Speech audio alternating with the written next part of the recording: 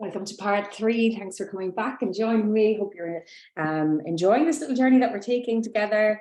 And as I said, I'm not going to go through everything in the book, but I just wanted to point out, how they can be used and how you can, I suppose, develop some of the themes in the books even further than yourselves.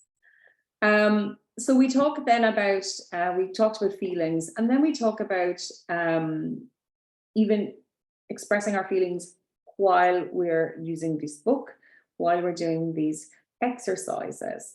So I have put in a note saying there are lots of questions here. You don't have to answer them all at once. One question might be enough for you to do today. It might be a good idea to have a signal you can use with your grown-up to say, I've had enough for now. And if you don't want to, so basically we're telling the child, you can communicate this to me, the adult reading the book. You can say it. Maybe you mightn't be comfortable saying it. Maybe that's not your thing. Maybe that's not what you want to do. So maybe we could write out a card and we could use that, or you could draw a picture or symbols and we'll decide what they mean. And then I'll know when you want to take a break or when you've had enough for today.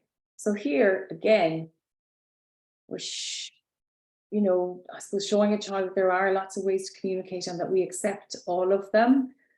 And by doing it throughout the book, it also means that the child will build confidence then on doing this in other settings, providing that the other people, of course, around them are on board for this. Or you could make communication cards so that you and your grown-up can take your time with these questions and other parts of the book as well. The cards might have phrases written on them like, I need to think about that and come back to you. Now that's a really important one, because even as adults, the idea that we don't have to answer someone's questions straight away is news to a lot of us, including myself. Often we can feel under pressure and that we have to answer.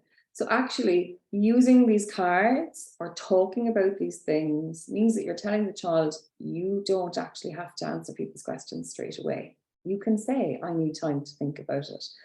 And when we talk about advocating, self-advocacy, it's this. It's these little things, these little strategies that we can develop and that just become part of how we communicate. Obviously, it means that we have more control over the interactions we have with people and how we feel during and after those interactions. This is boundaries. It's not called that in the book, but that's what we're doing here. Another thing you could write on a card is, that's too hard for me to answer right now. I don't really want to answer this one, or enough for today. So when we're teaching kids about, that these are ways that you can communicate to me and it's okay if you need to do this, we're giving them this freedom, really, aren't we? And we're teaching them that if this is acceptable to me as an adult, it should be really acceptable to other adults, and that you can take charge of the communication. So I hope you found that useful, and I think it's good to explain why these things that were in the book and also how you can explore them even more afterwards. Thanks again. See you in part 4.